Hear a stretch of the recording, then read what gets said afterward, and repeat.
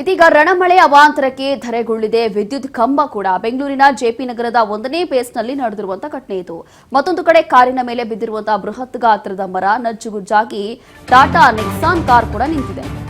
ವಿದ್ಯುತ್ ಕಂಬ ಅದಾದ ನಂತರ ಮರ ಎಲ್ಲವೂ ಕೂಡ ತೆರವು ಕಾರ್ಯಾಚರಣೆ ಮಾಡ್ತಾ ಇದ್ದಾರೆ ಈಗ ಜಿಬಿಎಸ್ ಸಿಬ್ಬಂದಿ ಅವರು.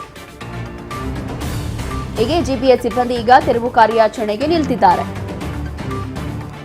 ಬೃಹತ್ ಗಾತ್ರದ ಮರ ಏನು ಬಿದ್ದಿದೆ ಅದಾದ ನಂತರ ಇಲ್ಲಿಗೆ ಸ್ಥಳಕ್ಕೆ ಬಂದಿರುವಂತಹ ಜಿಬಿ ಅಧಿಕಾರಿಗಳು ಈಗ ಎಲ್ಲವೂ ಕೂಡ ತೆರವು ಕಾರ್ಯಾಚರಣೆ ಮಾಡ್ತಾ ಇದ್ದಾರಂತೆ. ಜೆಪಿ ನಗರ್ನಲ್ಲಿ ನಡೆದಿರುವಂತಹ ಘಟನೆ ಇದು. ನಿನ್ನೆ ಸುರಿದಿರುವಂತಹ ಭಾರಿ ಮಳೆಯಿಂದ ಬೆಂಗಳೂರಿನ ಜೆಪಿ ನಗರದ ಫಸ್ಟ್ ಫೇಸ್ ಅಲ್ಲಿ ನಡೆದಿರುವಂತಹ ಘಟನೆ ಈ ದೃಶ್ಯಗಳಲ್ಲಿ ಗಮನಿಸ್ತಾ ಇದ್ದೀವಿ.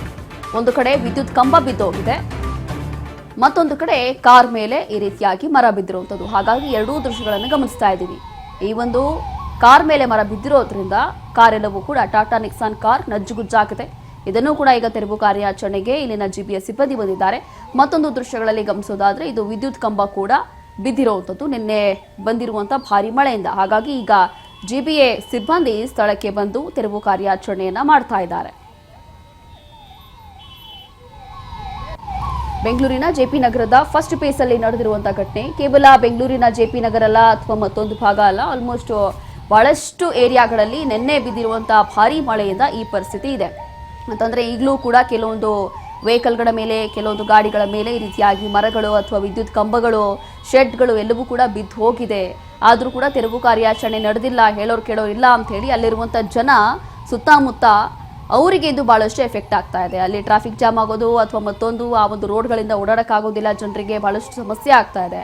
ಹಾಗಾಗಿ ಎಲ್ಲರೂ ಕೂಡ ಇವಾಗ ಹೇಳ್ತಾ ಇರುವಂಥದ್ದು ಜಿಬಿ ಅಧಿಕಾರಿಗಳು ಕೂಡಲೇ ಸ್ಥಳಕ್ಕೆ ಬಂದು ತೆರವು ಕಾರ್ಯಾಚರಣೆ ಮಾಡಬೇಕು ಅಂತ ಹೇಳ್ತಾ ಇದ್ರು. ಈಗ ಜೆಪಿ ನಗರದಲ್ಲೂ ಕೂಡ ಜಿಬಿ ಅಧಿಕಾರಿಗಳು ಸ್ಥಳಕ್ಕೆ ಬಂದು ಈ ರೀತಿಯಾಗಿ ತೆರವು ಕಾರ್ಯಾಚರಣೆ ಮಾಡ್ತಾ ಇದ್ದಾರೆ. ದೃಶ್ಯಗಳಲ್ಲಿ ಗಮನಿಸಬಹುದು. ಇಷ್ಟೊತ್ತಾದ ನಂತರ ಕೆಲವೊಂದು ಕಡೆ ಹಾಗೆ ಮರಗಳು ಬಿದ್ದಿರೋದು ಹಾಗೆ ಇದೆ, ಕೆಲವೊಂದು ಕಡೆ ಈ ರೀತಿಯಾಗಿ ಈಗ ಇಷ್ಟೊತ್ತಾದ ನಂತರ ಬಂದು ತೆರವು ಕಾರ್ಯಾಚರಣೆ ಮಾಡ್ತಾ ಇದ್ದಾರೆ. ನಿನ್ನೆ ಸಂಜೆ 5:30 ನಂತರ ಬೆಂಗಳೂರಿನಲ್ಲಿ ಬಿದ್ದಿರುವಂತಹ ಭಾರಿ ಮಳೆಯಿಂದ ಜನ ತತ್ತರಿಸಿದ್ದಾರೆ.